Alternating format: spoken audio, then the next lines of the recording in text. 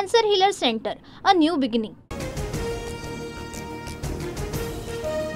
शरद पवारांवर विश्वास ठेवला, मात्र त्यांनी घात केला. विनायक राऊतांचा शरद पवारांवर विश्वासघाताचा आरोप. पवारांनी एकनाथ शिंदेंचं कौतुक केल्यानंतर विनायक राऊतांची टीका.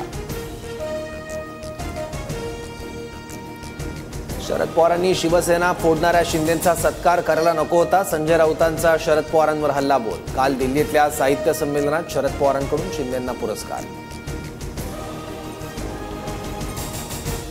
शरद पवारांनी शिंदेंचा नव्हे तर अमित शहांचा सत्कार केला. राजकारण आम्हालाही कळतं. शिंदेंच्या सत्कारावरून संजय राऊतांचा शरद पवारांना सूचक इशारा. साहित्य संमेलन हा दलालांचा अड्डा. संजय राऊतांचं वक्तव्य तर साहित्यिकांना दलाल म्हणणं हा साहित्यिकांचा अपमान. उपमुख्यमंत्री एकनाथ शिंदेंचा संजय राऊतांवर हल्लाबोल. मंत्री उदय सामंत, खासदार नरेश मस्के यांनी शरद पवारांची भेट घेतली. साहित्य संमेलनासंदर्भात पवारांची चर्चा केली. पवारांसोबत आम्ही कोणतीही राजकीय चर्चा केली नाही. उदय सामंतांची प्रतिक्रिया. हर्षवर्धन सपकाळ काँग्रेसचे नवे प्रदेशाध्यक्ष होणार. सूत्रांची माहिती. हर्षवर्धन सपकाळ बुलढाण्याचे माजी आमदार, राहुल गांधींचे निकटवर्ती अशी हर्षवर्धन सपकाळ यांची ओळख.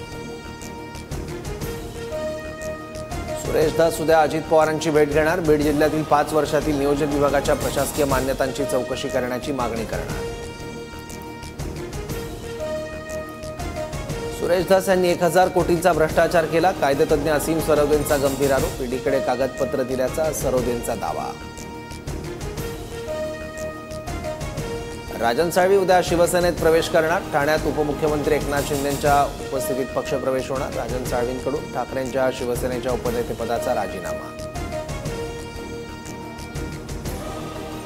राजन साळवींच्या माध्यमातून उदय सामंतांना शह देण्याचा प्रयत्न. ठाकरे गटाच्या विनायक राऊतांचा दावा तर राजन साळवी माझे मित्र, उदय सामंतांची प्रतिक्रिया.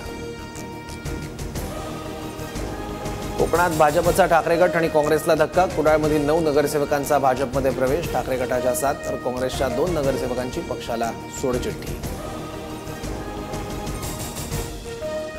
मीरा भाईंदरमध्ये ठाकरे गटाला धक्का. 3 माजी नगरसेवकांची पक्षाला सोडचिठ्ठी. मंत्री प्रताप सरनाईकांच्या उपस्थितीत 3 माजी नगरसेवकांचा शिवसेनेत प्रवेश.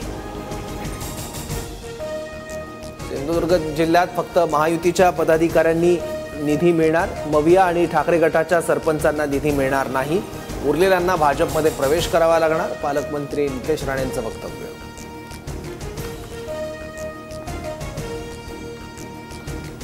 पवार गटाचे आमदार उत्तम जानकर यांनी उद्धव ठाकरेंची भेट घेतली. ठाकरेंनी ईव्हीएम बद्दलची माहिती जाणून घेतली. ईव्हीएम संदर्भात आंदोलन करणार. भेटीनंतर उत्तम जानकरांची प्रतिक्रिया. मराठा आरक्षणासाठी गठीत करण्यात आलेल्या न्यायमूर्ती शिंदे समितीला मुदतवाढ. 31 जून 2025 पर्यंत शिंदे समितीला मुदतवाढ. समिती हैदराबाद आणि सातारा गॅझेट लागू करण्याबाबत अभ्यास करणार.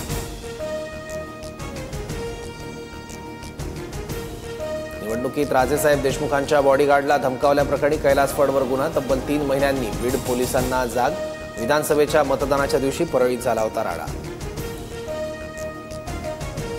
शिवसेना पदाधिकारी अशोक ढोडी अपहरण आणि हत्या प्रकरण. भोलवड पोलीस ठाण्याचे सहाय्यक पोलीस निरीक्षक गजानन पळळकर यांची बदली. मुख्य आरोपी अविनाश ढोडी पोलीस चौकीतून फरार झाल्यामुळे कारवाई.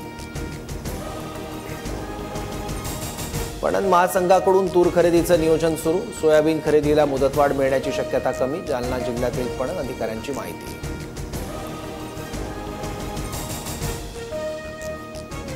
इंडियाज गॉट लॅटिनवरील सर्व वादग्रस्त एपिसोड हटवले. ट्विट करत समय रैना याची माहिती. रणवीर अलाहाबादियाच्या वादग्रस्त वक्तव्यानंतर सायबर सेलनं सर्व वादग्रस्त एपिसोड हटवण्याचे आदेश दिले होते.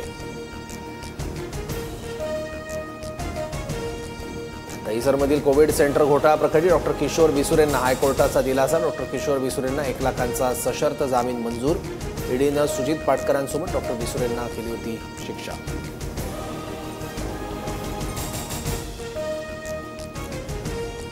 तिसऱ्या वनडेत विजय मिळवत भारताचा इंग्लंडला क्लीन स्वीप. भारतीय गोलंदाजांच्या भेदक माऱ्यासमोर इंग्लंडची फलंदाजी ढेपाळली. 142 धावांनी भारताचा विजय.